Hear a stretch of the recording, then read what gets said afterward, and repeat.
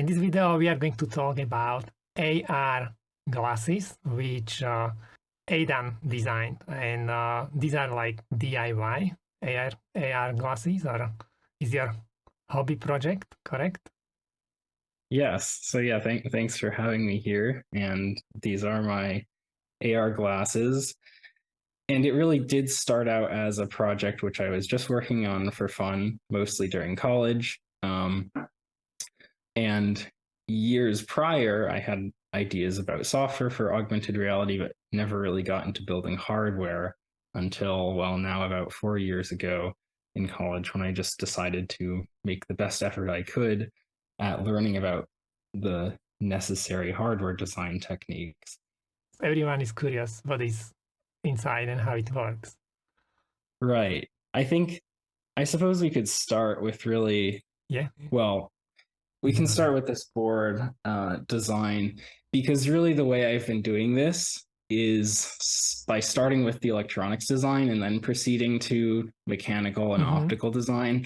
And by now I've learned this is not the best way to do it. I mean, this is the way I have been doing it as an individual person, because I spent time designing a board first, done the bring up work with that without it being in an enclosure, without an optical design, and then did this mechanical work later. I think, for the next iteration of this, there's definitely going to be, a very solid, I think, complete mechanical plan for everything before I think about, Designing the component board. selection and the board layout. Yeah, and that's mainly because of just optics considerations, how you place the display, how the entire thing is integrated. So yeah, the reason that I had been going with the electronics design kind of as a first step was really just because that was the part I was initially most excited to learn about. I wanted to design these interesting little PCBs, have them manufactured, and it was always so exciting, having the board show up in my hand, you know. So that's why in these 3 iterations I did throughout college, I was just designing electronics first, really. But I And would then do doing it same way, because first you need some kind of proof of concept or proof of idea. So you need to somehow put everything as quickly and as easily possible just to see if it's going to work. So I'm not sure, did you buy some development kits before you designed these, or? So yes, in this iteration of the design and the previous iterations, I always have had, the dev boards of the main system on chips that I'm using on my desk running code before I fabricate the board. But there are many peripherals on this actual board that I didn't prototype in any sort of larger scale form. And that's mostly just because I would have had to do, custom boards anyway to get those running on this, larger development platform. So for example, the display I'm using, well, you can't just buy an off-the-shelf board which integrates nicely with the development kit for this SoC I'm using. So I would have had to do a custom design for that, and for many other chips on here, which are, different than what you find on the development kit. And then the question in my mind is just, well, I might as well just try a first revision of the actual form factor in order to save time, because I would spend, months waiting for boards to come back and doing all this bring up in a large scale, and then I have to transfer it to a small design anyway. So I've been, I guess, reasonably lucky with just going straight to the final form factor of the device. There really haven't been any major, issues or design oversights that have to be fixed. Pretty much all 3 of these iterations, I've essentially just done the first revision of the board and haven't needed to make any changes. So you use development kit and you kind of get rid of everything what you didn't need. You kept the core, and that's how you started. I would like to talk about this because, again, one of the questions what I very often get is people are asking how to start with this kind of project. So I guess the way that I started in the past and I continue to start is, first I'm searching for components which are going to fit my requirements right? So in this design, I discussed it a lot on that Amp Hour podcast. I essentially switched from Linux based embedded systems with applications processors, DRAM, and that sort of traditional Linux embedded system to a microcontroller based system. And the motivation for that was just reducing power. So the first thing was, choosing this SoC that I wanted to use because, most of the capabilities get built around that. And then, the first thing I did was buy their development board, start playing around with it, and, read the schematic, understand every aspect of it so you're not missing anything. And then, then I just begin my own design.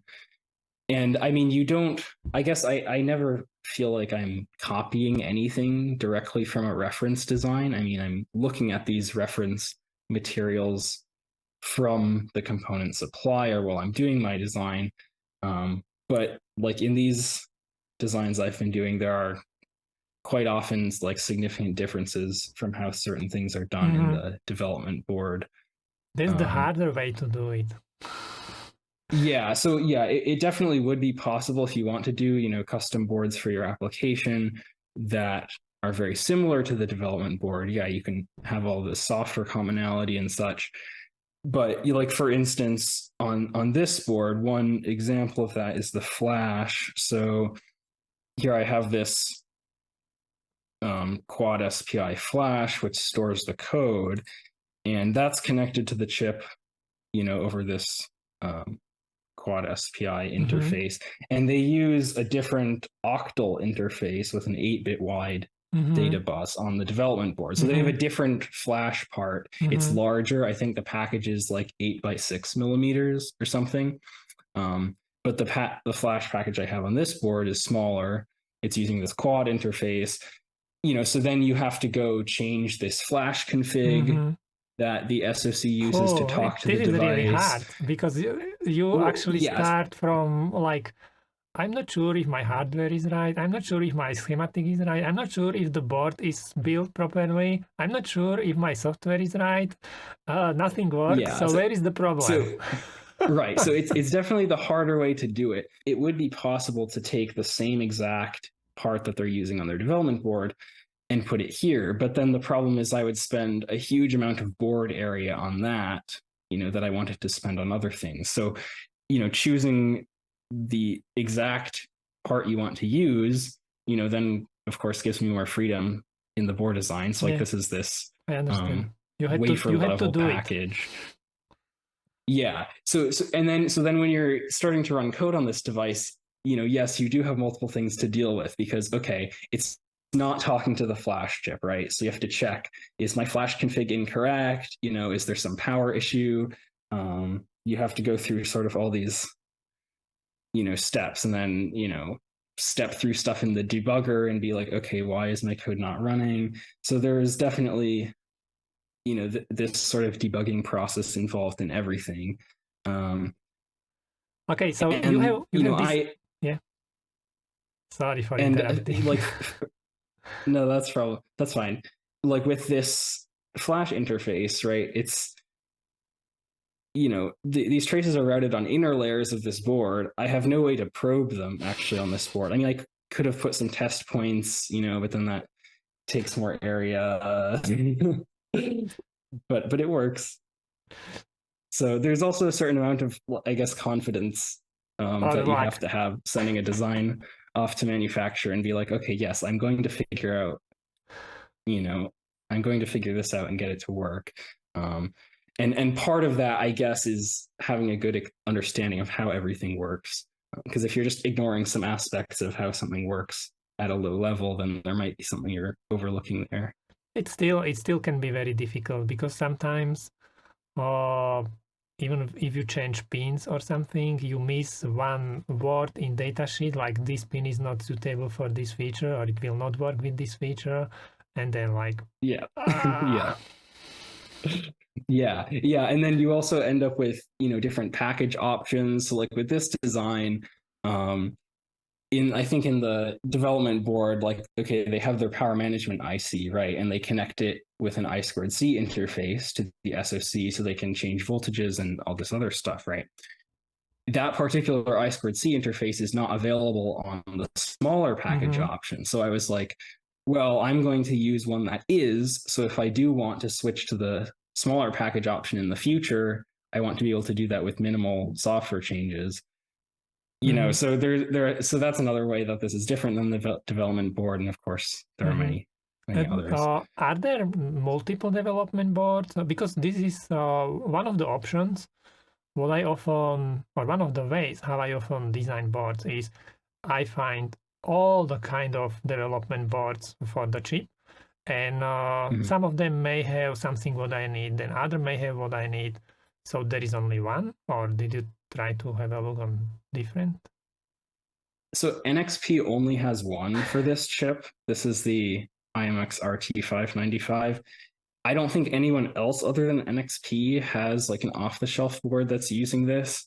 I think a few people did their own boards with the RT600 series, which is some people did like I forget who it was. They have a board called like the Super Monkey, which has the RT600 and it's intended for audio applications essentially. But for a full-featured development board, there's just one currently from this chip from NXP. It's not insanely expensive, so that's fine. How special is this chip? Why did you, or what peripherals did you need, and why did you select it? Because of power consumption? That was mostly what I was talking about on the amp hour. It's essentially just that this is interesting since it has nice display capabilities in a microcontroller. And it's just kind of exciting because it was really the first product I saw that had that sort of mix of advanced display peripherals and low power consumption in mind as a microcontroller. So when you say like this display stuff, what was important for you? Specific interface or specific features? So here, essentially the best display interface for this application that I have on this chip is MIPI DSI. So they have two MIPI DSI lanes, which I'm using to connect to this OLED. And I mean, NXP has some other microcontrollers with DSI. Of course, there are some STM32 parts that have MIPI DSI outputs. So you could also choose a lot of those for this application. But the memory on chip, the 5 megabytes of SRAM on this SoC is also sufficient to fit, a decently sized frame buffer. I mean, if you have 16 bits per pixel, you can fit a single full HD frame buffer in SRAM or two 720p frame buffers. So on this board, I don't have any external memory like pseudo SRAM like they have on the evaluation kit. And that's again just to reduce the area on the board. So what else is on the board? So what else? So there's that display, which is this connector down in the bottom left here, which carries two MIPI DSI lanes from the SoC. There's a camera connector in the upper left, and I can talk more about some of the challenges with that later. And that's for one of these low power always on cameras, which like SparkFun used this camera in some of their products from Hymax, HM01B0. Then there's a magnetometer and an accelerometer and gyroscope. So you have the full 9 degrees of freedom. IMU setup, so you can do your fusion and get accurate orientation information. Then there is a Wi-Fi module from Silicon Labs. And I think I also discussed a bit about like Wi-Fi versus Bluetooth previously. And then there's a microphone, which is connected with the digital interface to the SoC, and battery connector for a lithium polymer cell, and a USB Type-C connector. In this photo, there's a black plastic cap on top of the Type-C connector, but it's on the side there facing vertically up. Okay, and so what can you do? How this basically why you needed all these peripherals for what kind of features to use in your glasses? So the main goal that I had, let's see, let's open up this. The main goals that I had were just related to the display. I thought that it would be quite nice to just try to drive a nice high resolution display with a low power computing system. And the main goal was to transfer display content to the device over Wi Fi. So that's why I have that Wi Fi module. Then perform any sort of onboard processing we need. So the goal with the accelerometer, magnetometer, gyroscope, the whole IMU setup is, of course, to detect the orientation of the wearer's head so that then you could change the content, warp it, move it around the display according to their head motion, and then send it to the display itself. And of course, the microphone is intended for user input via voice. The camera, which you can see in this mechanical setup, is not connected yet because that was kind of a thing I was still working on. The camera was intended, since it's low resolution monochrome, it's intended for eye tracking. So the intent was to point it at the user's eye and detect where on the display you're looking. So that's another user input method that's possible with these wearables. So the microcontroller is basically receiving the picture from computer or from somewhere, and then just translating this picture and sending it to the display.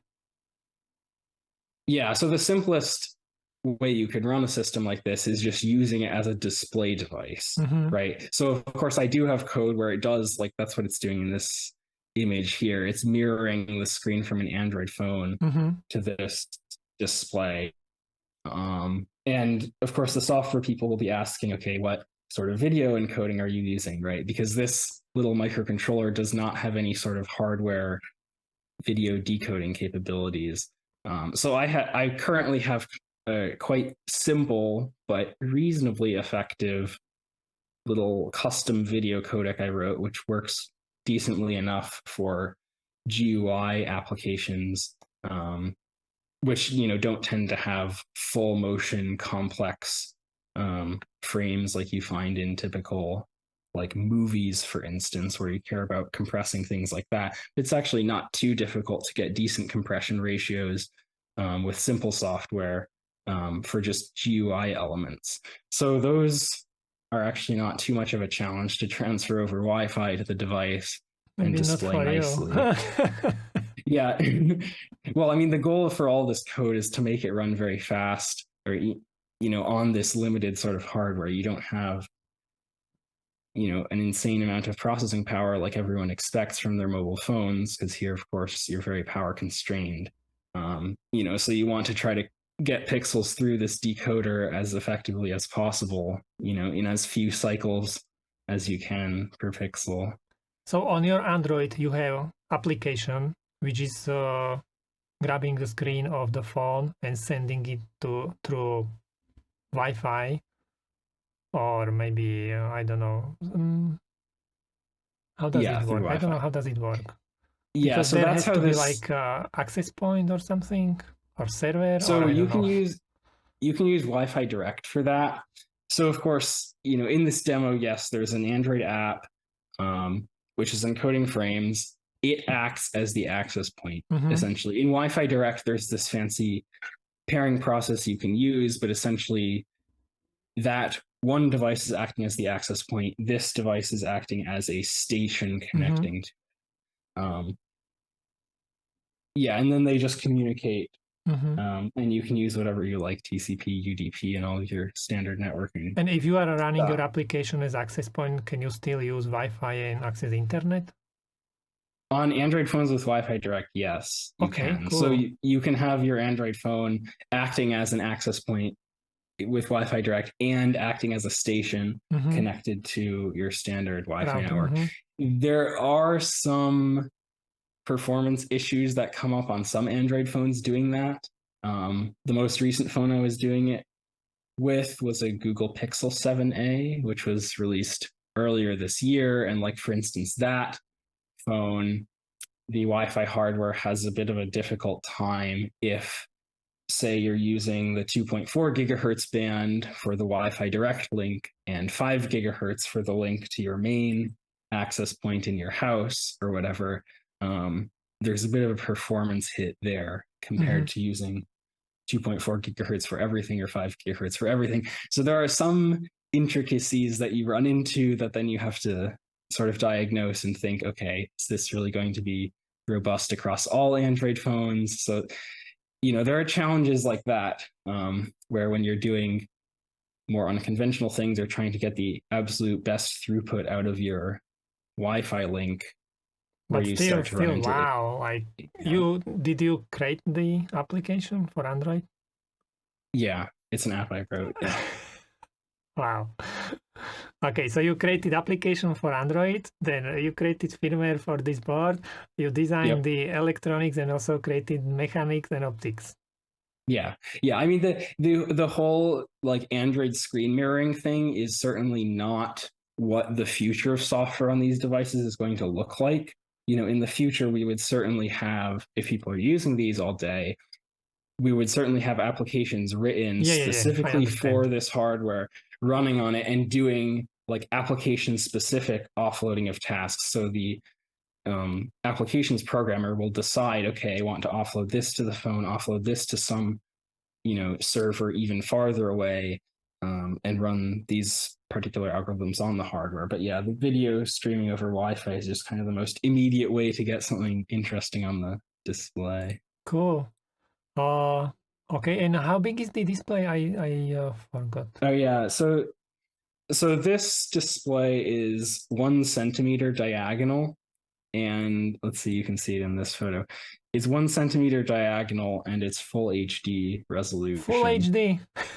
Like, Yeah, so these OLED displays are kind of fun and exciting to play with, and of course, that's one motivation for me just designing electronics first. Is I find it very fun to make boards that to experiment with these cool components.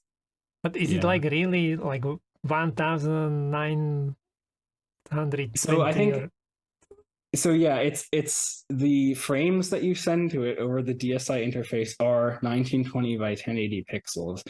I think with the pixel arrangement in this display, there's some cleverness going on with subpixel rendering that's handled internally so that they can achieve a resolution that's effectively full HD without actually having so many um, pixels? yeah, so I think I don't have the data sheet actually handy here. But in the data sheet they show one image which shows essentially a sort of triangular pixel arrangement Mm-hmm. where the subpixels are in effect being, I think, kind of shared between rows and Mm-hmm. columns. I'm not sure exactly the best way to describe it, but it is not as simple as like your typical RGB side by Mm-hmm. side subpixel arrangement where there's exactly one of these um, Mm-hmm. And triplets so of subpixels. you need to use two MIPI interfaces to communicate with full HD, or I don't know how, I don't remember.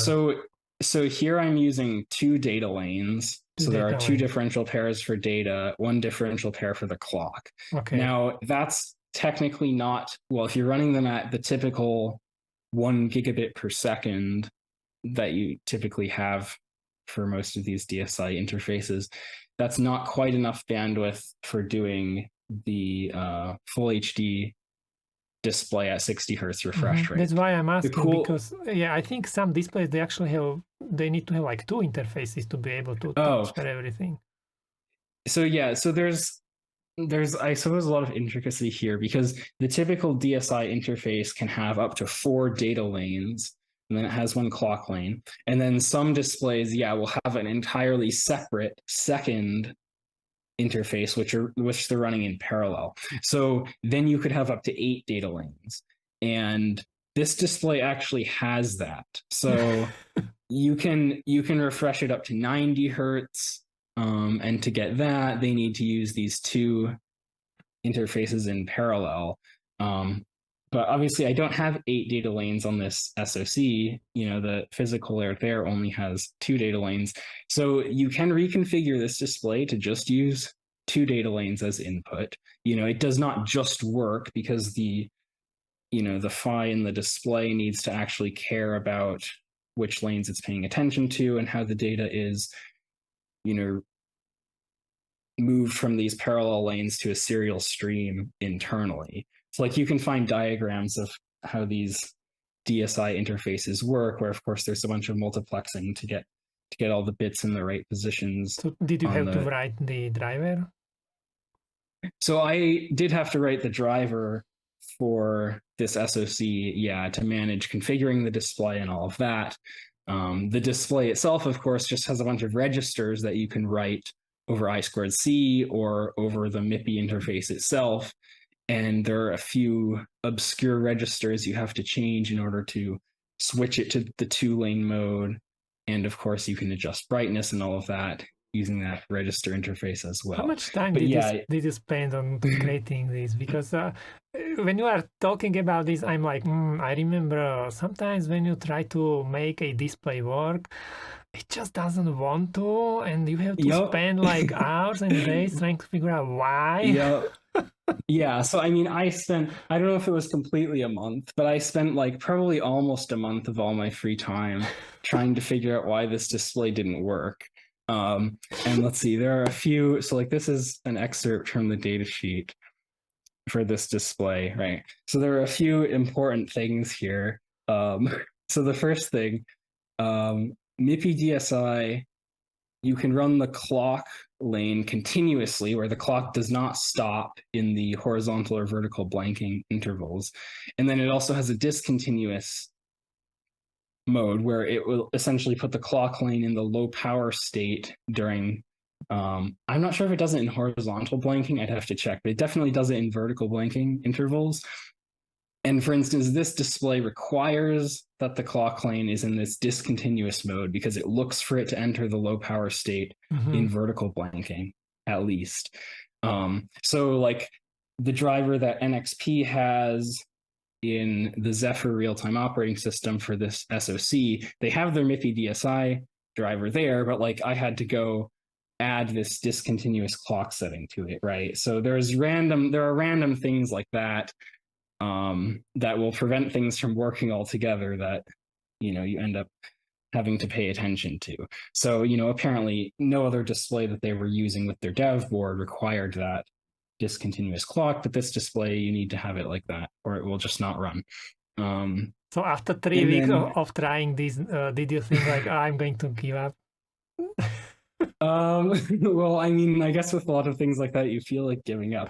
So like in that time of trying to get it to work, there was this problem. There were also a few others. Another problem relates to how this display has its configuration sent. They use these DCS long write packets, which have this hex 39 data type.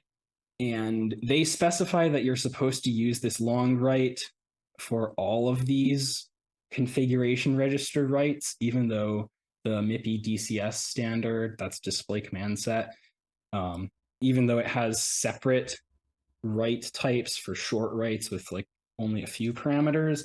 So the driver in NXP's hardware abstraction layer, it also had a case where if you do, I think, a long write with just, it's either 2 or fewer than 2 additional bytes, it will break and it ends up just like writing a ton of zeros from a buffer that doesn't exist. So of course I have my scope on the, MIPI DSI lane 0 and I'm like watching the configuration and like trying to figure out why it's not configuring the display correctly, So what was the feeling like when there was first pixel?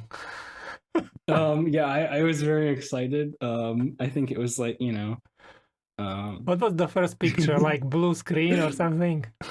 I was just displaying some solid color or something, or some simple test pattern. Yeah, then I have like I have like I don't anymore, but on the wall of my dorm room, then I had a screenshot of this scope image hanging up on the wall that says how not to do your MIPI DCS long write. Because it just shows all this like extra zeros at the end of this write going along. And that was the problem that I eventually But figured out. this is exactly why I like to design boards. The feeling when it finally works. It's like, Right. it works, Yeah. it works, display Yeah. works. Yeah, so it's definitely like you feel like you're investing a huge amount of free time just into fiddling with all these details, and it's like, oh, it's not working, it's not working, not working. Um, and then it finally does, and it's like, well, I don't think anyone else in the world is using this display with this chip and this board, so it's fun to be doing something, I guess, new. And then you really feel like, okay, if I have a MIPI DSI problem in the future, I can figure it out. This So is that's how you learn actually. right. I So keep I yeah, keep saying this because if you don't have any problems, it looks great, cool. But if you have a problem, you have to learn everything about that interface. You need to know yeah, exactly how it works, and right. that's exactly when you learn.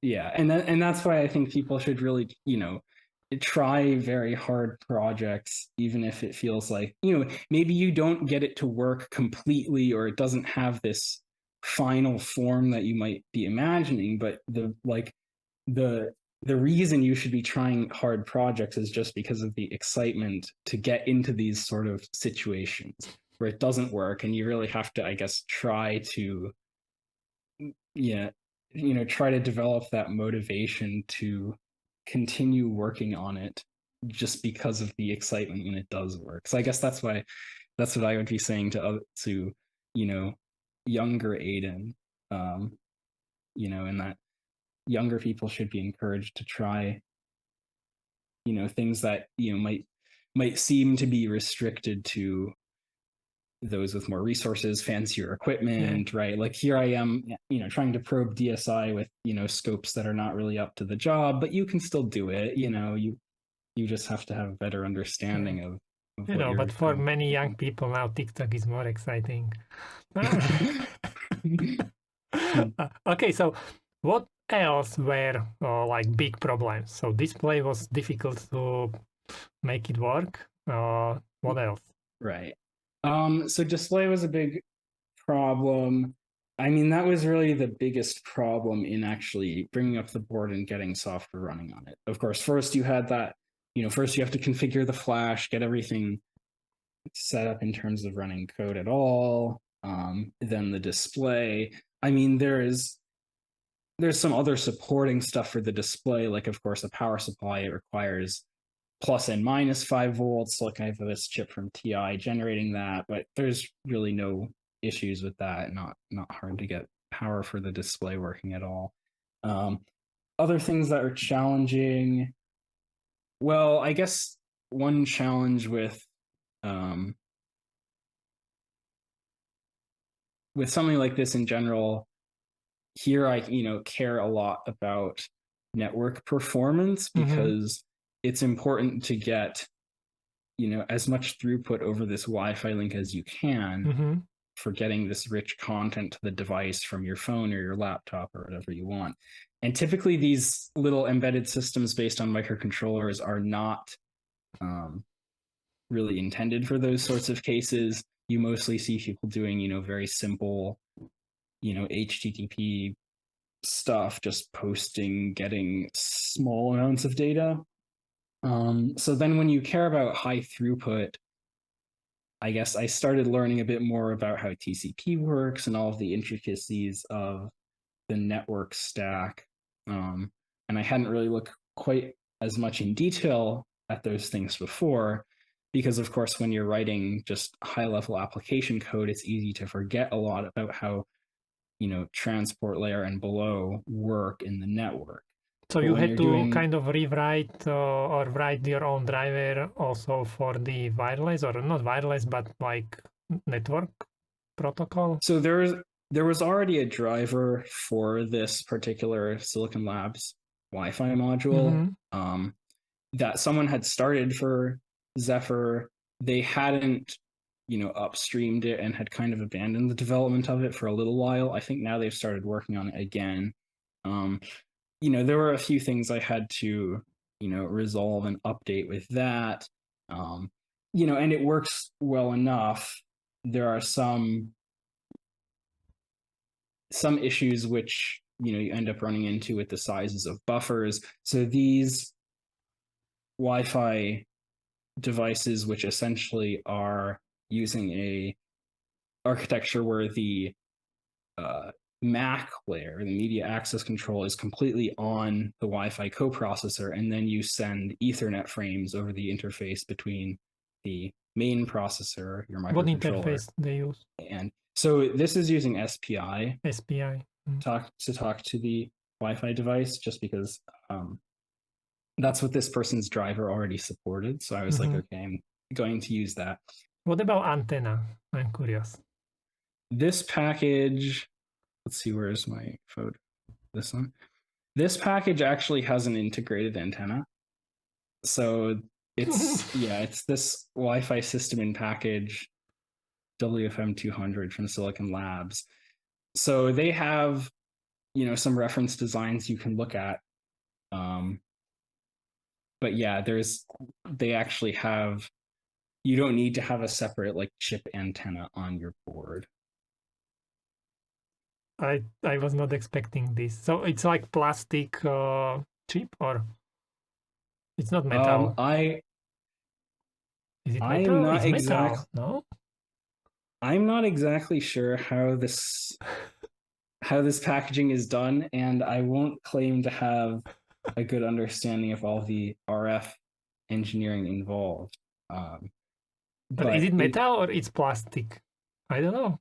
The surface of the package, yeah,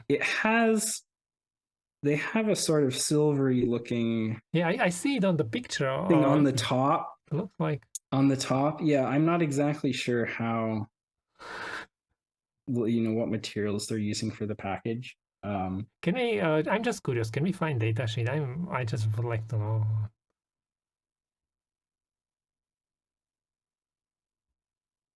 Yeah, so this is their.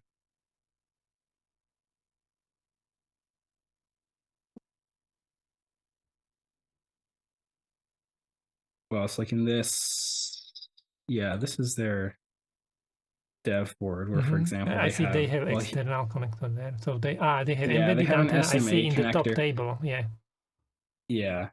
Yeah, they have embedded antenna ones. Yeah, I'm sure there's certainly improvement that can be made in terms of wireless design for this, but the Wi-Fi performs certainly well enough for what I'm using it for. Okay, so now let's talk a little bit about optics. I'm curious. So you were not worried placing display like close to your eye? There's certainly no concern about like eye safety, because these displays are really no different in how they operate than typical OLED displays that you'd find in phones. The main difference is just that they're built on silicon wafers instead of a larger structure. So they actually take a wafer and build the OLED structure right on top of the silicon backplane. So they have a lot of properties similar to those phone OLEDs with like laser beam scanning displays, which some people are using in wearable display devices.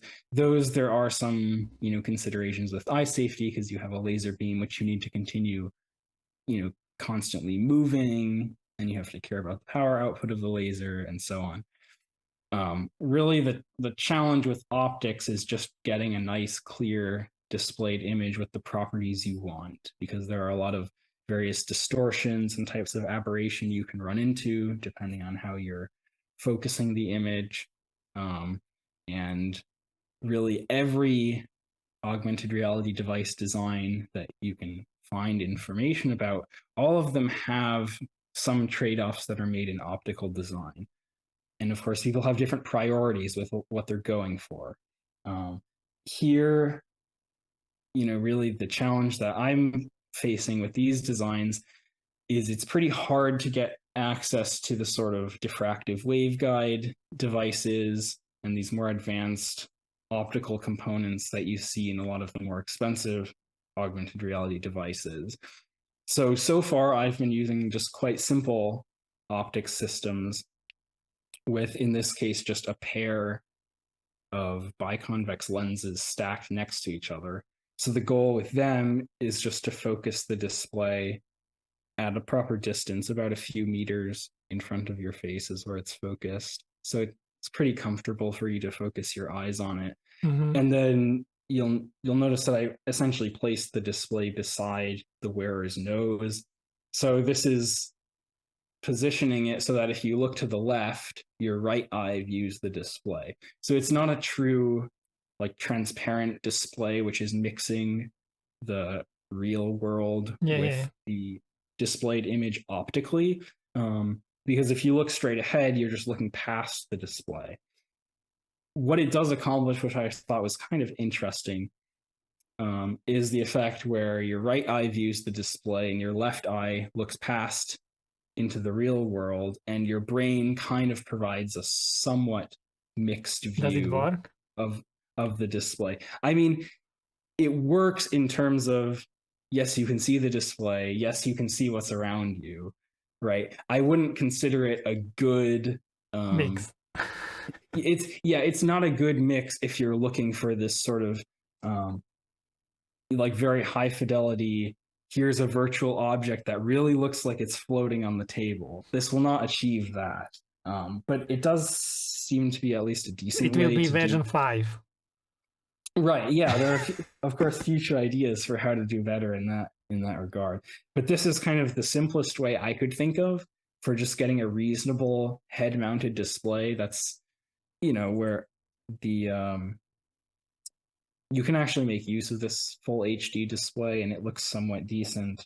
You don't need to be sort of restricted to putting very tiny displays with small fields of view, like in the upper right corner of your vision, like the Google Glass designs were doing. It can be relatively centrally located by putting it next to your nose, and it's pretty convenient to Mm-hmm. look at. But Yeah, yeah, there are still optical quality problems and ways to improve how clear the displayed image is, um, and ideas I have for how to do a better sort of combiner approach. but this is good because when you are designing this kind of complex thing, then you can't be trying to design something perfect. You have to go in steps. So Right. first, just prove the idea, build something, and then try to improve it. That's like normal, because if you would like to be trying to build something perfect, you may never finish your projects. Right. Yeah. So that's really that's the best summary of the optical work in this project. If I did spend all my time on optics, yeah, all this electronic stuff wouldn't be resolved. Display problems, of course I was just focusing 100% of my energy on that when I was solving those problems and not thinking about optics at all. So yeah, you do have to, be content with doing things one part at a time, at least if you're one person or a small group, and you can't just infinitely parallelize stuff against, across tons of people. But now that I feel like I have, sort of all of those capabilities developed in terms of the electronics and display, that's really why now I'm feeling like the next, you know, iteration of this, I'm going to spend a lot more time on display and optical architecture before, Mm-hmm. thinking about the layout of components and the overall device, so that then you can, engineer the layout of the board, and the positioning of the display around how the optics will be designed. Mm-hmm. So are you going to keep display there, or you are going to somehow project the display on glass or something? Um, I think I probably won't do another iteration with this exact display setup. The next one is going to hopefully have some superior way of producing a combiner to combine Nice. displayed image with the real world. But how exactly I'm going to do that is up in the air. There are But several it will be design easy for you maybe exploring. get some kind of support from companies designing this kind of solutions, because you can show them like, I designed this, and they will be like, okay, this could be good demo for our product. Right. So yeah, you can go and look at other optics suppliers, and that is a good point in that, apart from using off-the-shelf electronic components on these boards, of course, I'm not using any complete modules, to build this device, right? There are some people, you can go buy complete optical modules for these sorts of like head-up displays, which include a display and an entire optics setup that they've engineered. And I'm doing everything here from scratch. I mean, one motivation to try to do everything yourself is the fact that these off-the-shelf optical modules are generally not very good. They're not what you'd hope to have. Really? Right. So you can find sort of combiner modules, like for instance, there's a company Letinar Can we find from something? I'm just curious. yeah. So there's this company, like one probably my favorite of the designs available is this company, which is essentially using this pin mirror setup where they have a bunch of very tiny tilted mirrors to focus the image on the display. Where's the It picture of looks the actual Chinese. thing? I think they're from South Korea. Ah, And they have, see if the product page. Yeah, so they essentially have these like arrays of tilted mirrors, and they use an OLED micro display at the top. So I mean, this is a very cool idea. The disadvantage of it is the optical efficiency is still quite low. Let's see if they specify it here. so these Light mirrors are efficiency. like half see-through mirrors or something? The main idea in this design is, since the mirrors are such a small diameter, they essentially appear invisible more or less to Okay, your eye okay. because they're not in focus when you're looking Mm-hmm. past them. So it's a very smart idea. It falls into kind of my category of like these just really novel and exciting ideas. The disadvantage is this efficiency is still pretty low. So you need to have a very bright display, and a lot of this energy you're pouring into the display goes to waste. It doesn't travel to the user's eye. Mm-hmm. And that directly impacts the battery life of these Mm-hmm. designs, because the majority of the power consumption is the display Mm-hmm. in this system I have, and I think that in a lot of other cases as well. So it's possible to get better figures than this, but then you end up with larger reflector style designs. So I'm trying to think of something that can improve on the current state of affairs. Of course, it's always hard to do, and maybe it's easier to just buy off the shelf products. But it's exciting to try to You can to always try to come up you with can buy even whole improvements. glasses, but that's not Right, the fun. right. That's not the fun. Yeah. So I suppose I find it more fun to try to um, improve. I mean, in this design, I suppose, if once you account for light which is reflected off of the lenses, right, rather than transmitted, the efficiency of this simple converging lens setup should be very, very high, because you're passing light directly from the display to your eye Mm-hmm. without wasting any by passing it perpendicularly from the eye and having it travel past one of your small reflectors. So yeah, there are trade-offs. I mean, of course, here they're putting this in a very nice flat form factor, and that's what they can achieve with these tiny mirrors. So all of these optical approaches have trade-offs, and I suppose it's partially about just finding one which is good enough for some application, where people will happily use the device and deal with the shortcomings of that optical setup.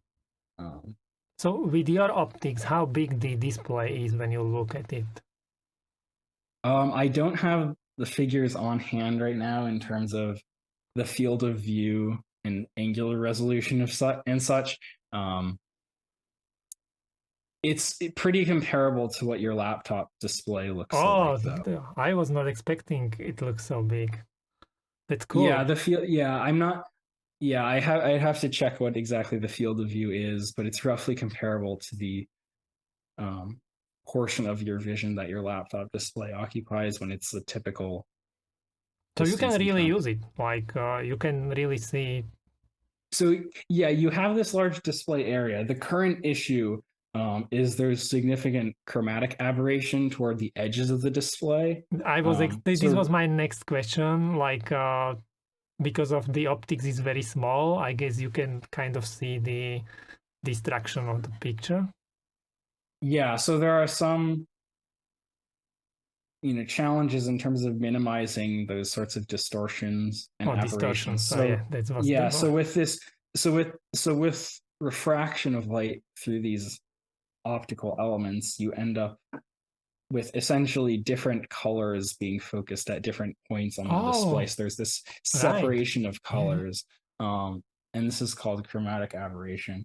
So this setup is not great in terms of that type of performance at the edges of the display. Now, if you're displaying very coarse or large content, that may not be very noticeable. It's most noticeable if you have very thin features or small details, as you do on your typical Mm-hmm. computer screen, for instance.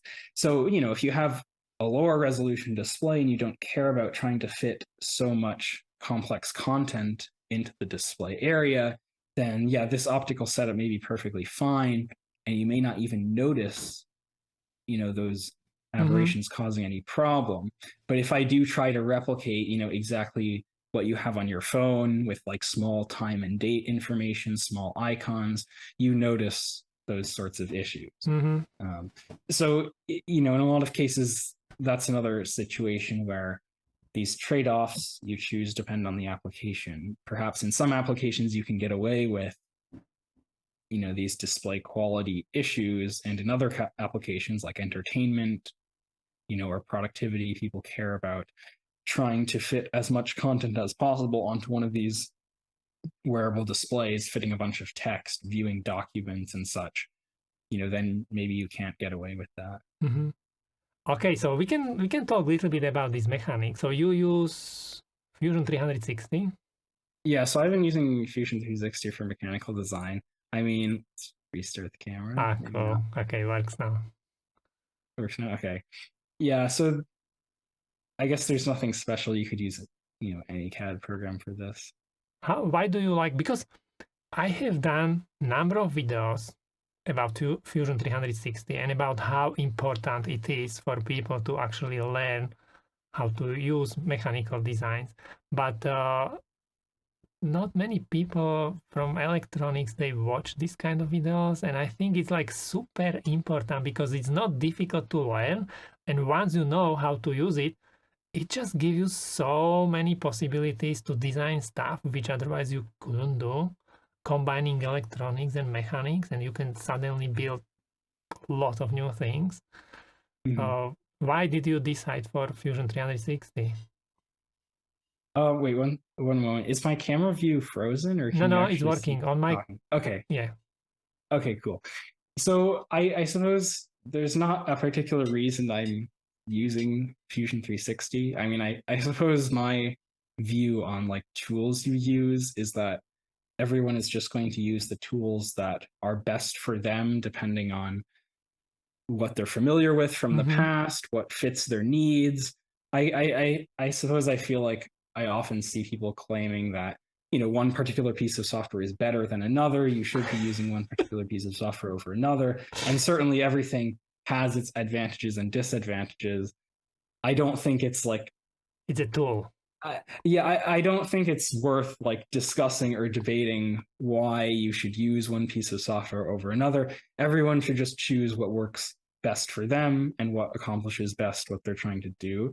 So, I mean, in general, in terms of learning CAD, I mean, I started doing mechanical design for 3D printing in high school for the robotics competitions. And then it was really necessary because, you want to write software for this physical robot. And well, the physical robot needs to do physical things. So you have to design all of these custom parts to achieve those mechanisms to then program and get them to work. So it was really, I guess, out of necessity for those sorts of things that I started doing CAD.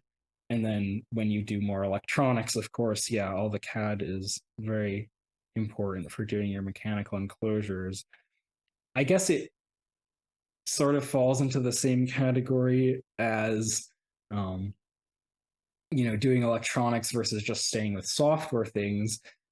I feel like I've just been, trying to adopt whatever technologies are necessary to build what I want to. So like for this design, I really started out as more of a software person and spent most of my time doing software things, had never really been completely focused on PCB design and electronics design before, but then in college I really started spending a huge chunk of my time on just electronics concerns. So I think, I did that because I had to try to develop a small system like this. And in the same way, you would learn these mechanical design tools, if you have to, for doing enclosures for your devices.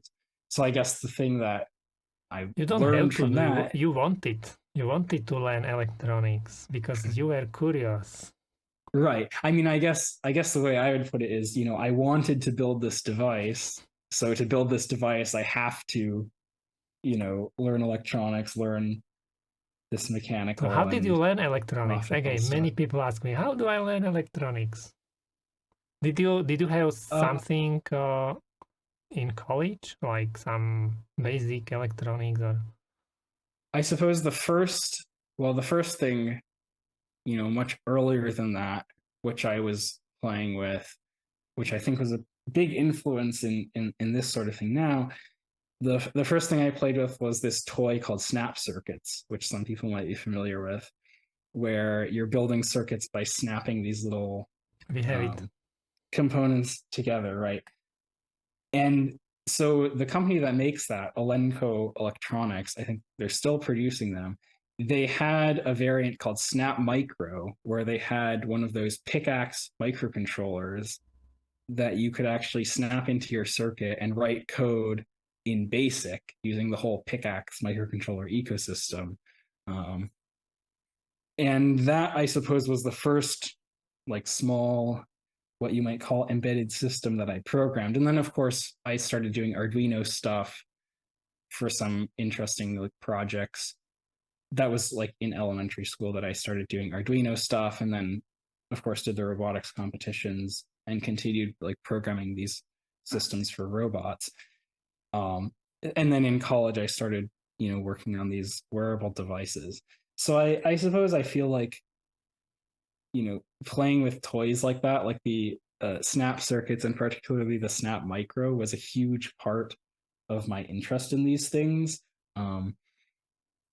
Because I suppose I still have those little microcontroller modules from the snap circuits because I think it was just so cool that they had the idea to take this programmable microcontroller and stick it in this little toy so you could um, write code for it. I suppose so. I think a lot of those like learning tools were very important to me. I think if I just like started learning about programming microcontrollers or doing embedded systems design in college, if I just started then, I don't think I would have been able to get this far because I think, a design like this ended up relying just on a lot of like not general knowledge, but just like a general thought process about how something like this should work. Um, Yeah, yeah, this is important. I know, but that's why you do it because that's also one of the ways what you learn. You learn how a lot of stuff works together. Now you learn, I don't know, network. You learn Maybe you learn, and then in next projects you will build on top of this. Right. Yeah. Okay, so how did you learn design electronics and doing layout and? So I think that was also just out of interest in doing that. I suppose again I would say in like high school, for instance, I was interested to build a new sensor for our robotics competitions where you would track the floor moving under the robot to estimate the robot's motion, right? So people do that all the time with optical mice. So I did a simple board design, which was essentially like a custom variant of an optical mouse with this sensor and the proper interface to talk to our robot control hardware. So that was, I think, the first PCB I designed, and What did I you just use? wanted. That was Eagle, because I had a book about Eagle at that point. And I did that just because I wanted to make this sensor, so I had to learn how to do electronics for it. And then the next board I designed was like freshman year in college, when I. So then that was the first surface mount board I designed, which was assembled by hand, and that was using one of those system and package devices from Octavo Systems, which is like an entire Linux system in a package, essentially, with DRAM and everything. So that was quite fun. So I started doing little boards like that in college. And then eventually, so those weren't like HDI boards, but then this board design for this most recent iteration of the AR device was the first HDI board I did, where there are vias in pad underneath this SoC. They're blind vias, etc. So what kind of PC manufacturer did you use? I'm just curious because it must be So I've expensive. Yeah, so it's expensive, especially for small quantities, and of course, it's also expensive to have these completely assembled turnkey. So like, I'm not assembling these by hand anymore. Um, in terms of assembly itself, um, I guess by my estimation, it's cheaper to have it assembled by one of these fab houses. Contract manufacturers, rather than spending my own time assembling it by hand. If I value my time at what I probably should, it's more expensive to spend time doing hand assembly. But in terms of like the actual board, these are made by this company called Circuit Hub. Can we open website? I'm curious. There it is. Okay. Yeah, so they have a pretty cool web interface where you can upload your design and get a quote quickly. So I thought, the way that streamlines the process definitely made it easier for me to get involved in doing this. You really don't need to spend any time at all dealing with like exporting bill of materials, exporting Centroid files, doing all this consideration of pick and place stuff. So how do you They do that? You hand upload directly your Eagle files? Yep. Yeah. Yeah. And they go parse through them, find suppliers for the components, find pricing for the components and such. Um, so that's a pretty nice service. I mean, yeah, it's not cheap for these boards. But they also have, if you're just doing like simple 2 or 4 layer stuff, they also have a faster prototype service, where you're restricted to 1.6 millimeter thickness. I think like 5 mil or something trace and space. So if you don't have like any special or unconventional requirements, it can be a bit cheaper and faster. Nice.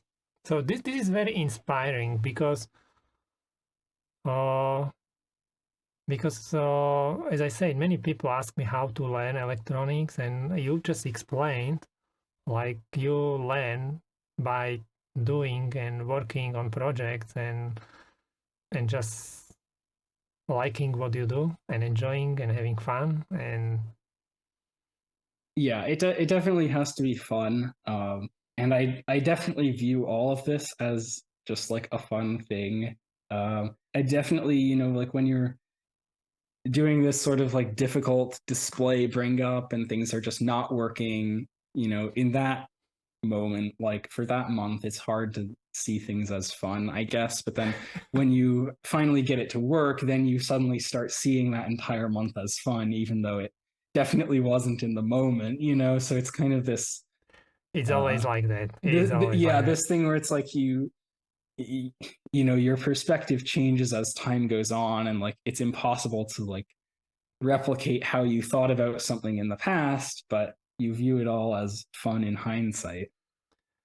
So before we finish, what you would like to recommend to everyone who would like to learn electronics, what they should do? I think, if you want to learn electronics, the most important thing, I think, well, I guess I debate whether the most important thing is to like have some very ambitious goal like this or to just always be curious about things. I think the most important thing is to just always be curious about things, and like if you're always curious about how things work and you want to learn how existing designs work, then that develops into this like desire to build something new. And then you end up with some goal like this, and your curiosity leads you to learning about exactly what you need in order to build it. So I think, being curious like that is, and wanting to learn how things work is a good place to start. And I think in terms of like learning electronics, maybe you might feel like you need to start with a particular project in mind. But I suppose, here I'm talking a lot about a particular project I had.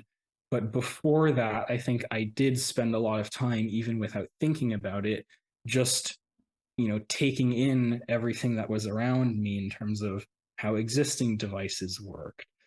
And a lot of that was just taking things apart, looking at other information people wrote about electronics on the internet, and not, building anything, really very unique of my own at first. So I was doing a lot of that, when I was much younger, just like learning about things, reading about things in books, and then gradually you start to, replicate some of those skills in your own projects.